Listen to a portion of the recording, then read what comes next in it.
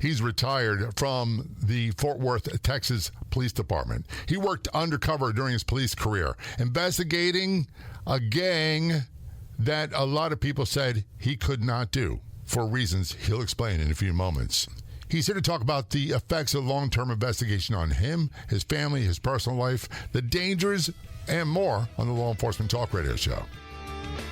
Welcome to the Law Enforcement Talk Radio Show. In the Law Enforcement Talk Radio Show, we are joined by special guests talking about their experiences, the realities of investigating crimes, plus those who have experienced horrendous trauma. Police, first responders, military, and victims of crime share their stories. Hi, I'm John J. Wiley. In addition to being a broadcaster, I'm also a retired police sergeant. Be sure to check out our website, letradio.com, and also like us on Facebook. Search for the Law Enforcement Talk Radio Show.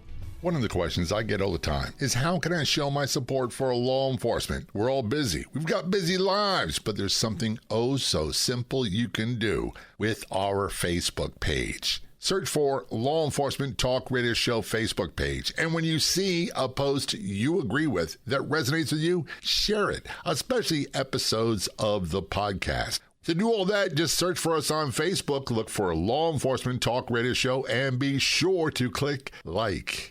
Contact is from Texas. We have Tegan Broadwater on the Law Enforcement Talk Radio Show. Tegan is a retired Fort Worth police officer who worked undercover for about 2 years. He was assigned to the FBI, which we'll talk about in a few moments, investigating the Crips. And it's something that a lot of people could not do. And by the way, a lot of people know this. I was really good, as detailed to DEA, I was really good at surveillance narcotics work. I was not good at undercover. It's a different thing altogether, and deep undercover sounds like it's a totally different skill set than regular undercover. And then you got guys like me.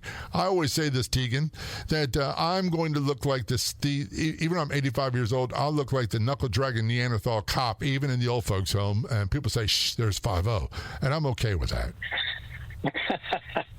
You know, because looks, there's nothing you can do, and I get this all the time. Number one, my daughters joke, and they're in their 30s now. They joke quite often that when they were teenagers and boys were interested in them, they didn't want to approach them because of the looks I gave. And they're like, he's not a mean guy. He's just a retired cop. He just looks like that. Then I have this voice on top of it. So people are reluctant to approach me, and sometimes that can be favorable and sometimes not so much. But you describe yourself as a tall geek. Am I wrong? Yeah, I do. Yeah, because I'm kind of a nerd. A nerd by heart. You know, I have a caring soul, and I had to actually learn military bearing, which I think most cops kind of carry with them. So That was just something, a learned behavior for me, who was a retired professional musician going into law enforcement. That's something that doesn't happen automatically. Before we go into your story, Tegan is the author of the book Life in the Fishbowl.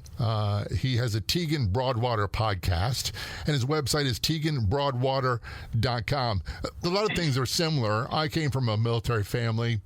My dad was career Navy, but I was not. And when I went in police work, I didn't know rank. I didn't know structure. I'd never touched a handgun before. And I had a calling, but it was something I was very good at. How would you describe your policing career?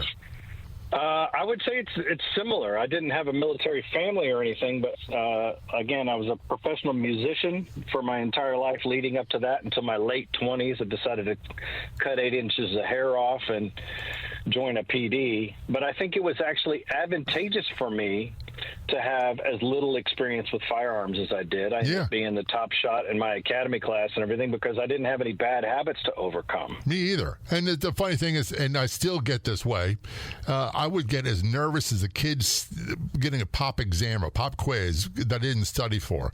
Every time I qualify for the gun, I'm like, oh, what if I blow it? And I never did. I was usually really, really good. And even into my late 60s, as long as I can see, I can still fire because I have to qualify once a year.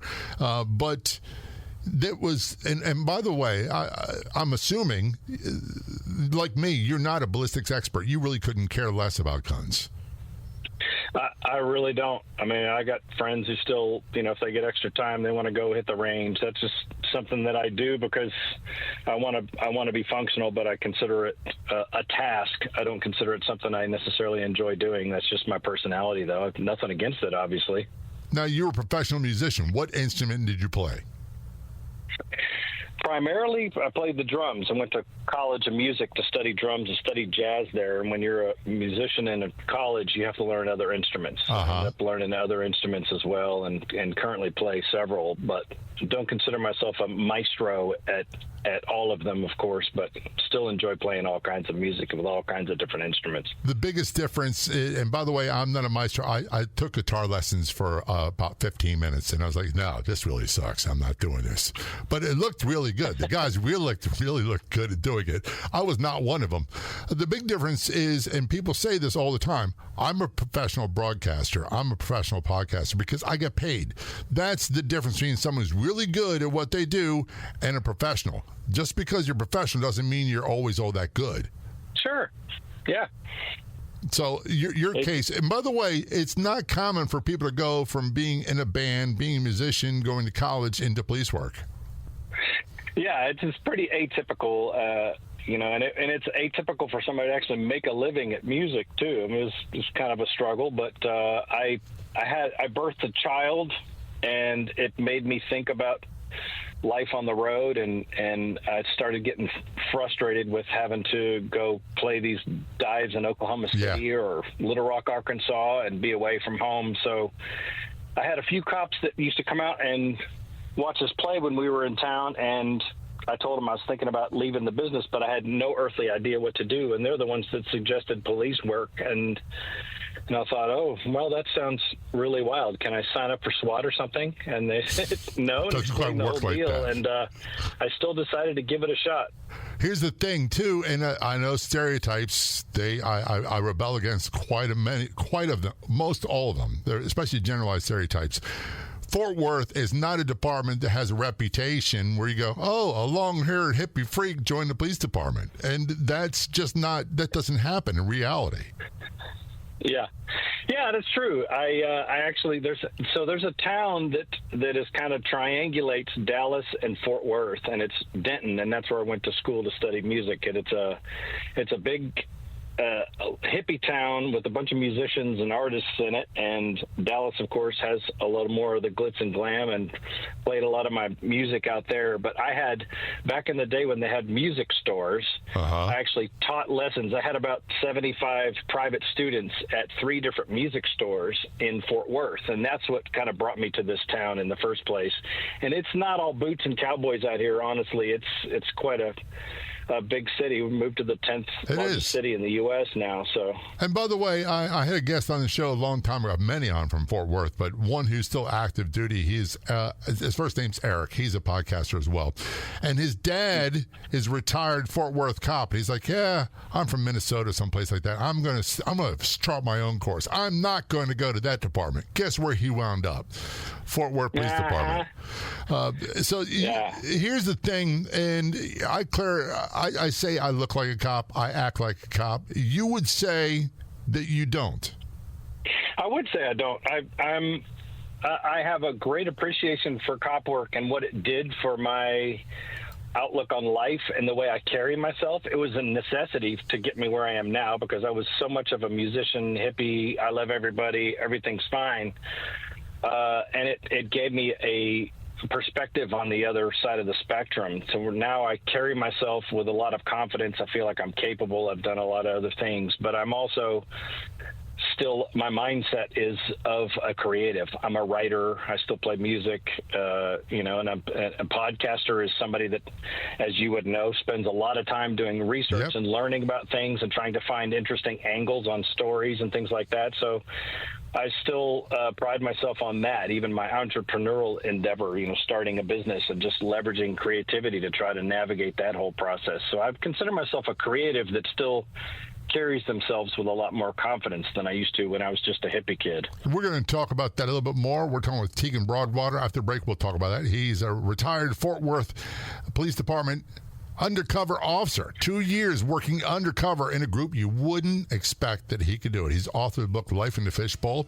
He has a Tegan Broadwater podcast, and his website is TeganBroadwater.com. It's spelled Tegan Broadwater.com. This is Law Enforcement Talk Radio Show. Don't go anywhere. We will be right back.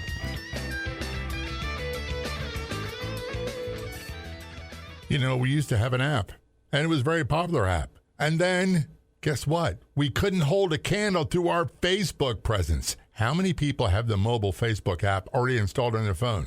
How many people use it on their computer? Make sure you follow us. Make sure you like us on our Facebook page. Just search for Law Enforcement Talk Radio Show and Podcast, and be sure to send us a comment to one of the posts. Best of all, it's 100% free.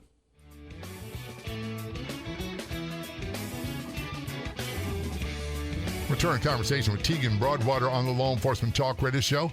Tegan is retired from the Fort Worth Police Department in Texas. He worked undercover for 2 years investigating the Crips, which we'll talk about in a few moments. He's authored the book Life in the Fishbowl, and he has a podcast called the Tegan Broadwater Podcast, and his website is TeganBroadwater.com. It's spelled Tegan Broadwater.com. And by the way, Tegan is a name you don't hear very often with men. I have a sister-in-law that her name is Tegan, and it's just not a very common name. So do you wear that with pride? I do wear it with pride, yeah. And your sister-in-law must be really that's all I got to say. The reason, and by the way, my name's John Joseph. I go by Jay's a family nickname, so all very common. But your police career, and we talked earlier about you were a professional musician, and all the things that goes along with that, and then you wound up joining the Fort Worth Police Department. What a lot of people, and I kind of laughed, you said, I want to join SWAT. And I hear people say, I'm going to go to the academy, then I'm going to get my homicide detective. I'm like, yeah, it doesn't quite work like that. You got to work patrol, usually midnights, usually weekends, and then you learn the job slowly. But yep. You went into a phase of police work that is not common. That's working undercover. How did you do that? Yeah, actually, once I got in, I spent my music career, which was, span of 10, 12, 13 years, playing in multicultural bands, and from a young age, really learning about different cultures, being the minority in the band and in the, amongst the audiences and stuff. And I was a guy in high school that was athletic, but also had the creative side, playing music, and I felt like I would be a great undercover for those reasons. And I think that hunch was actually correct. So I purposefully launched myself into transferring into the worst parts of town, or better put, maybe the highest crime rates of town, where mostly they are poor neighborhoods, and started teaching myself how to work undercover stuff until I could develop a resume that by the time I, put in for narcotics for the fifth time, they took me because they couldn't deny that I'd made, hundreds of buys and run 500 dynamic search warrants and everything else. But I really wanted to learn how to do extensive undercover work as opposed to these knock and talks and setting somebody up on the highway and taking them down with one single deal. It was really my goal to try to make a true impact on a neighborhood. And in one particular side of town, the chief and the city council had gotten together and tried to find ways that they could get this neighborhood rid of all the gang violence that they were experiencing, which comes with the territory of, selling guns and prostitution and drug dealing and all that kind of stuff. And this is just a poor neighborhood where these people can't just up and leave. They can't afford to. So they tried everything, jump outs, writing warrants, all kinds of stuff, and to no avail. And by that time I was in narcotics and presented to my sergeant at the time, and later an informant that I had been talking with, and said, hey, I think what needs to happen is I go in undercover, I pose as a big-time dealer who just had his source busted by the feds in South Texas and is moving up here, trying to start a new hustle, and infiltrate this Crips street gang and work my way to the top, and we take them all down in the end.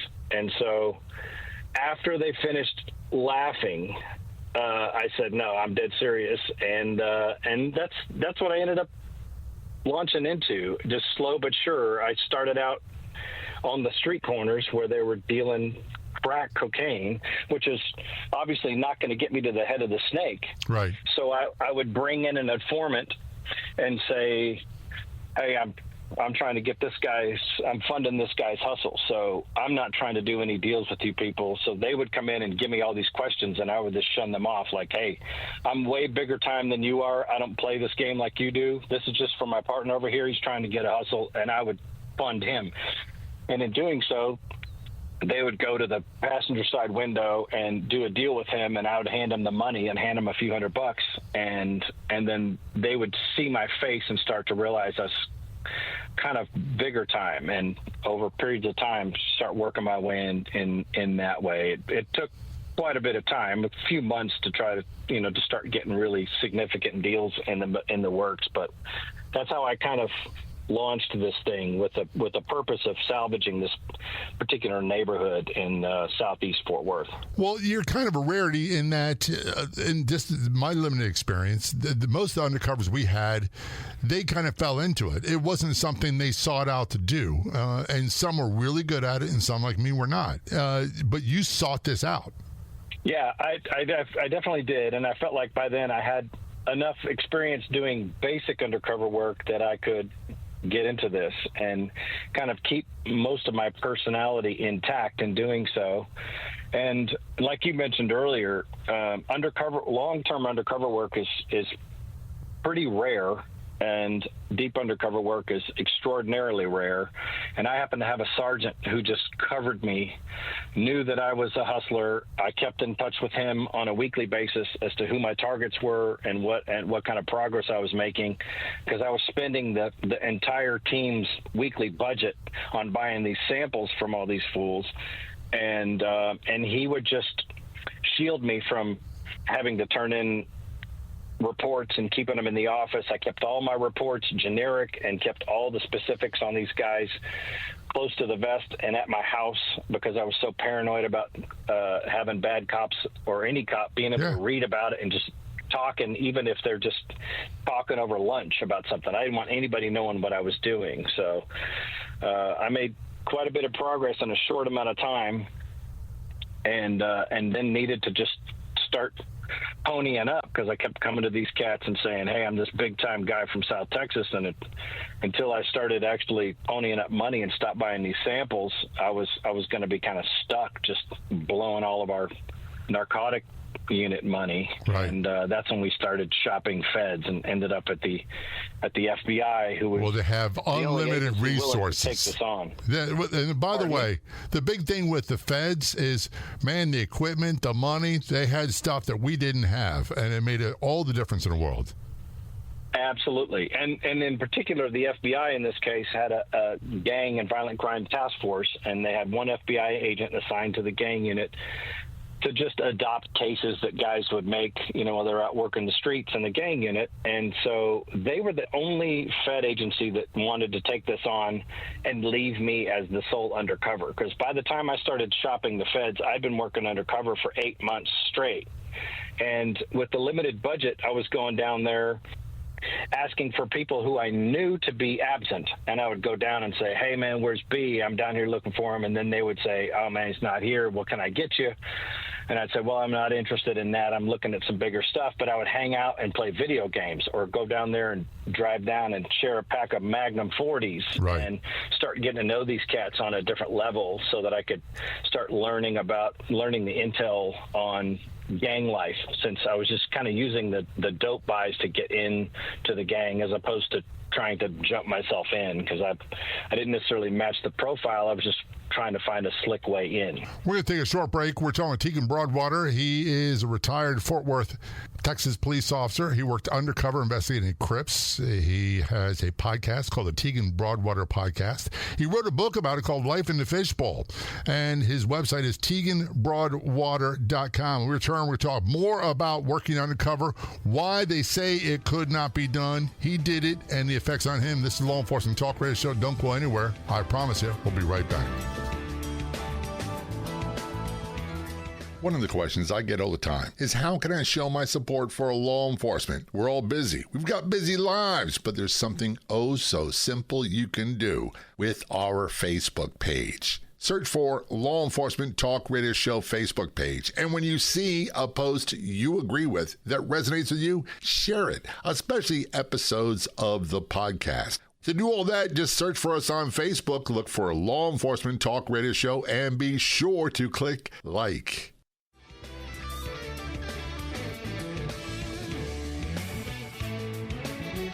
Joining us from Texas, we have Tegan Broadwater on the Law Enforcement Talk Radio Show. He's retired from the Fort Worth, Texas Police Department.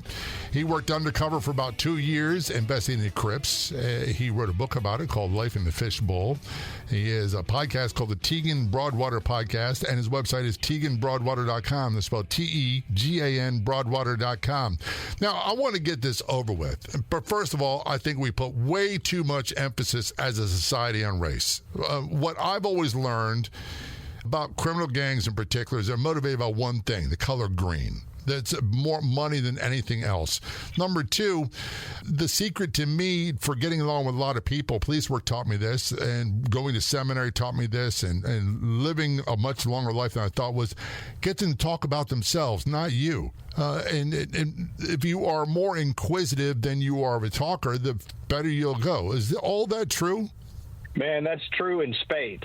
I couldn't agree more. And that's kind of how I started developing the trust of some of these gang members who, again, had taken over this neighborhood. And as I would come in, flash big money, which was, between you and I, a stack of 51s with 10 20s on the top. Yeah.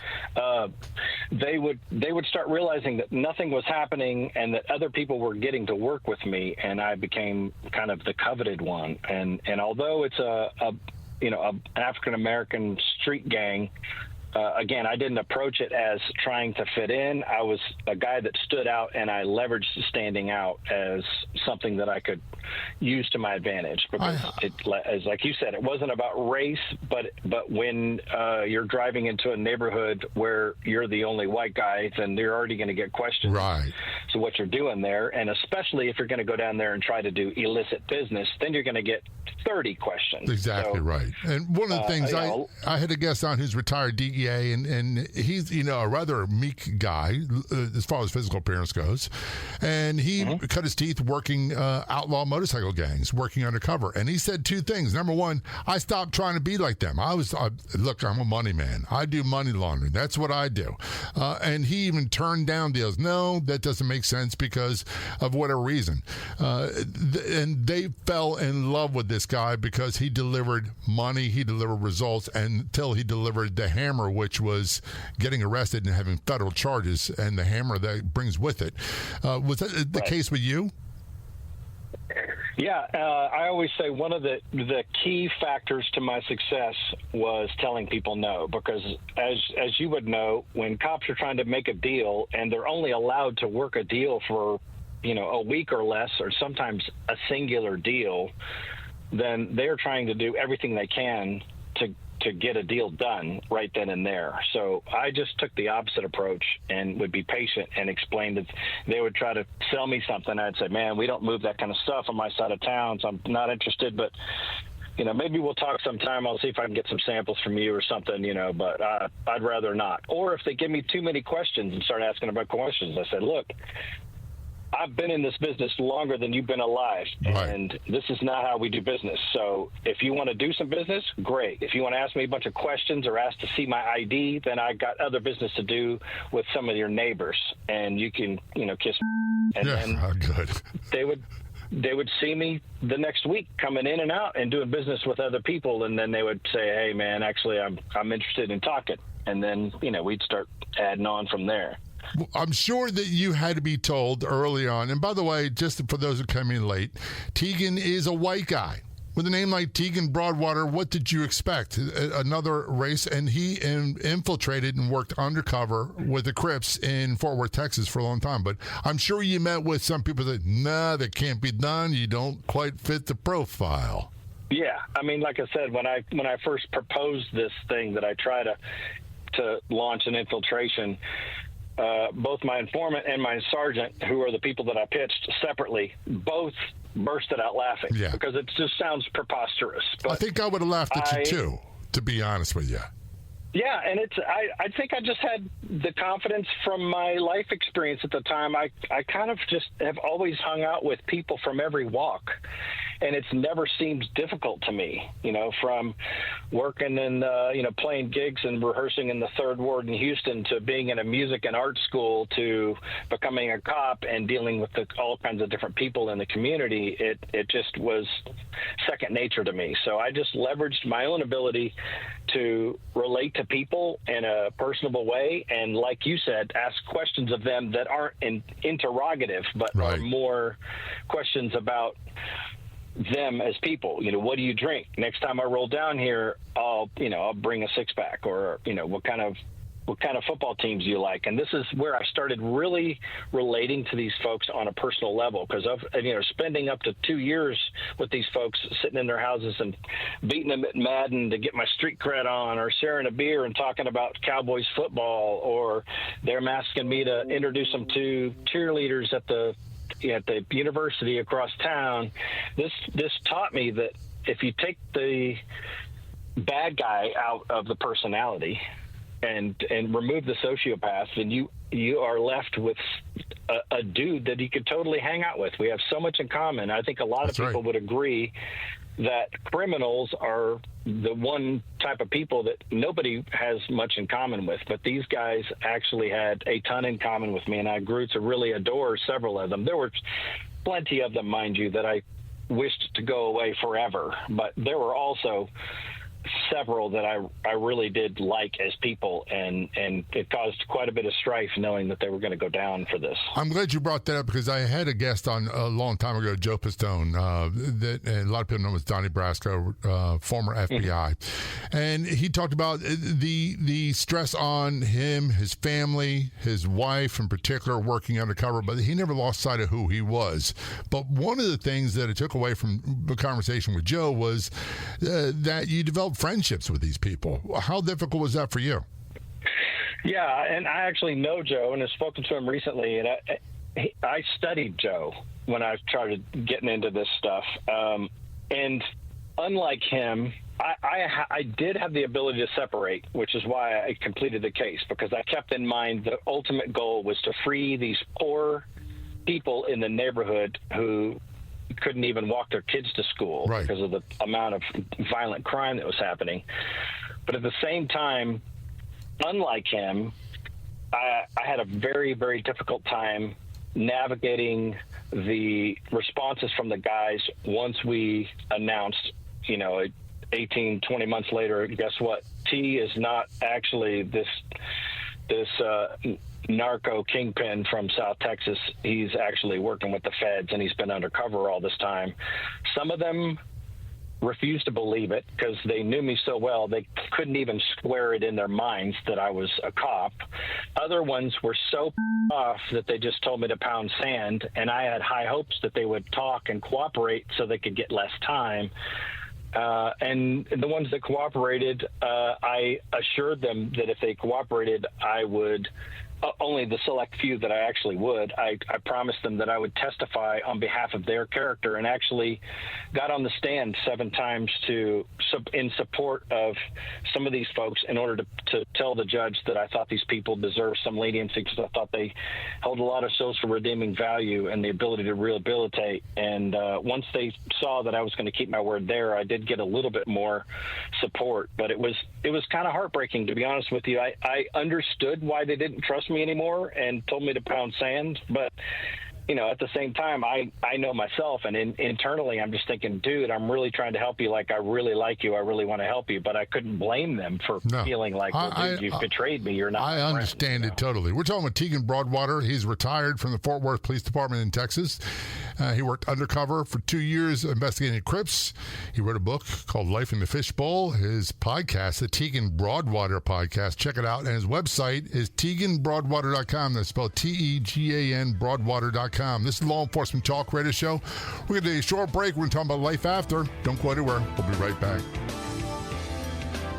Be sure to check out our website, letradio.com. That's letradio.com. There you'll find episodes of the show available as a podcast after airing on radio. And they're always free. There's 700 plus episodes on there right now. There's blogs. Get information about our sponsors. All that and much more at letradio.com. Again, the website is letradio.com.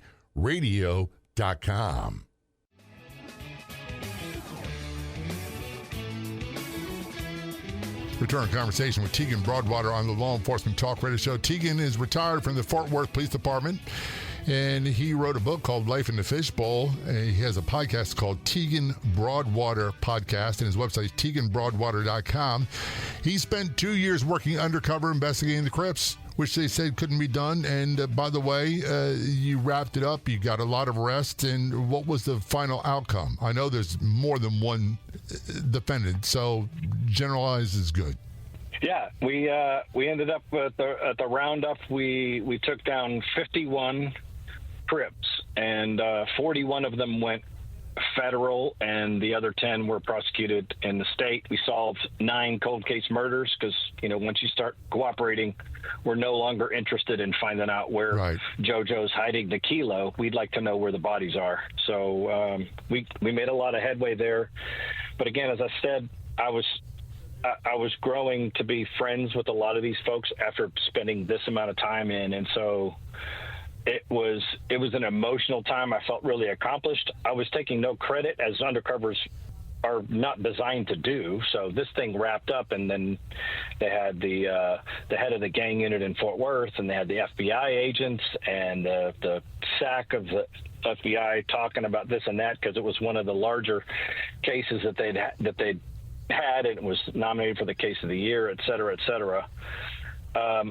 And so it was really stressful. My wife talked me into staying in law enforcement just to see if I could lower the level of emotional turmoil. How does one do that? How do you go? How do you take a step back and say, okay, all of a sudden, look, when I got promoted as Sergeant Tegan and I got transferred to a different district, it was like night and day. Parts of the district, other parts were fine. And guess what I gravitate to? It's the high crime areas, because I can't go back. I don't become less of what I was. Yeah.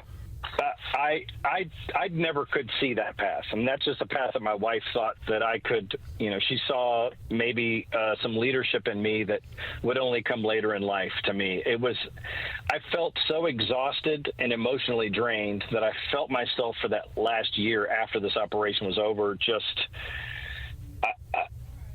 I'm a hustler. I'm a go-getter. I'm leaving the latest, and I'm showing up early, and I'm out in the car when they're having their roll calls. And I was not behaving that way for the last year, and I was so disappointed in myself. It only added to my anxiety about how I was functioning, because I wanted to be the top performer, and I was losing motivation. And I think it was an emotional response to all this. And at the same time, some supervisor and another officer had nominated me for Police Officer of the Year, which then exposed the fact that it was me to the public that was the undercover, and started garnering some attention. So, movie production companies and all these friends and everybody saying, oh, you should write a book and all this kind of stuff. And I had no motivation to write a book either, because undercover work is selfless. It's not a self-serving thing. It is exciting and it's fulfilling, but it's on a personal level because you're staying incognito.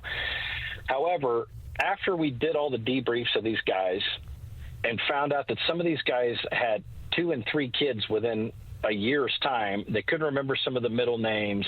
I found a guy that actually introduced me to somebody who was just outside of the neighborhood that we had infiltrated, and he had started a nonprofit that mentored children of incarcerated and murdered parents. Then I had an epiphany, and I thought, this is why we write the book.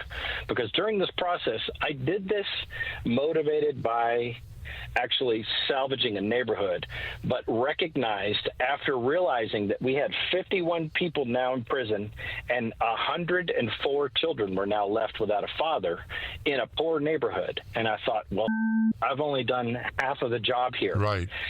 So now the way we fix this and solve this and stop the cycle of violence is I write the book and we donate all the profits to this particular entity that mentors children of incarcerated parents, and have since also donated many other organizations that support the same type of thing. And that's really the kind of work that I am doing now. Everything I do helps to promote that there has to be some long-term solutions in place. Arresting the people is absolutely necessary and it's important, but taking care of the kids and teaching them that their ceiling is high and not low, and that the alternatives are rewarding, and teach them how to apply for jobs and write checks and do all the things that you normally would. Heck, I wish people taught me that. Look, I understand totally, because one of the most frustrating parts of being a police in Baltimore, I know people that have had 2 sons murdered, and they have other ones in prison. And they're trying to hold as normal life as possible, and they have the grandkids living with them.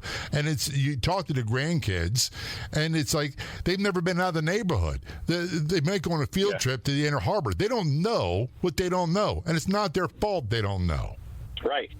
Yeah, and so they're just more likely to fall into the same cyclical trap, and that's where we have to really focus on.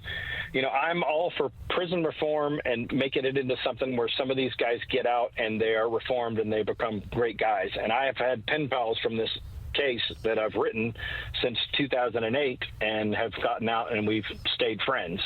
But the vast majority of these people have fathered so many kids that they weren't even fathers to really when they were around, but certainly when they're not around, lend the situation to become another statistic and cause another agent to go in and risk their lives in 20 years to do a bunch of more arrests. And we've got to stop that somehow, and that's what I realized. And so that was the whole purpose of writing the book. The book's not a Batman story. It doesn't make me into a superhero. It's all realistic stuff. It's stories that actually happened, and I share my affection and emotional toll that it took in order to arrest these people that I've really grown fond of. So it's just kind of a real story that hopefully has a true purpose behind it now. And that's called Life in the Fishbowl is the name of your book. Yes, Life in the Fishbowl. You can get that on Amazon. It used to be in bookstores, but you know how bookstores are. There's been a lot of distributors go out of business. So. Right. So look for Life in the Fishbowl, and all the proceeds go to benefit and help children of incarcerated individuals. And I'm not saying it's being mean, but I walked into police work and I knew more cats like you that were idealistic than those who were not. And they wanted to save the world. And to some degree, I wanted to save the world as well. I want to do everything you want to do. But my world got destroyed and devastated in the process. Yeah. Yeah, there's a lot to be said about that. I think there's a lot more awareness now of the need for mental health assistance for police officers. It was kind of in development when you and I were going through this stuff. And I think that I've found my respite in the purpose of the book, and which essentially has turned into a podcast, and the music that I do and everything else is really just trying to help make a positive impact. Once you start seeing outside of yourself, that the earlier we can teach these people, the better. And I don't know how modern policing is. I've been out of the business for a long time now, but I didn't have that same experience you did. I think I went into police work with a lot of run and gunners. I had lots of guys, and there's nothing wrong with, hey, I want to go chase bad guys and put them in jail, and that's kind of the motivation. It was an exciting job, and it was still noble. But I think now you have a lot of people that are coming around that really do want to make social change for the better, and leverage police work to do just that. And that's part of the reason. That's part of the reason why I do what I do. And to use an overused phrase, I put a lot of purpose to my pain. It is a mission to what I went through. The bad stuff from the past is not as bad as my present. How would you describe what you do today and how you feel today? Look, I still see a giant mountain to climb, but I also have developed a perspective with life experience. And so I just try to affect, one person at a time. I don't get too far out in front of myself, because being frustrated over the process is just going to join the crowd, because everybody's politically and emotionally frustrated trying to get their way. And This isn't about trying to get my way. This is really trying to teach people to see outside themselves and get out of that whole mindset. So I think my perspective is a lot more calm and a little bit more purposeful in the types of things and the people that I hang around, the people that I interview, the types of messages that we want to put out are really purposeful in order to bring more community together. Because I think guys like you and I don't get a chance to, get put on the news every night. Most of those people are a little more crazy. Right. If it bleeds, it leads is what it is. And so much about police work in general is misinformation. Tegan Broadwater's book is called Life in the Fishbowl. His podcast is Tegan Broadwater Podcast. His website is TeganBroadwater.com. Tegan, thanks so much for being a guest on the show. Very much appreciated. It's been an honor, sir. I'd like to thank our guests for coming on the Law Enforcement Talk Radio Show. The Law Enforcement Talk Radio Show is a nationally syndicated weekly radio show broadcast on numerous AM and FM radio stations across the country. We're always adding more affiliate stations. If you enjoyed the podcast version of the show, which is always free, please do me a favor and tell a friend or two or three. I'll be back in just a few days with another episode of the Law Enforcement Talk Radio Show and Podcast. Until then, this is John J. Wiley. See ya. If you like the show, please take a moment to rate, review, and subscribe. It really does help the show to grow. Thank you for listening.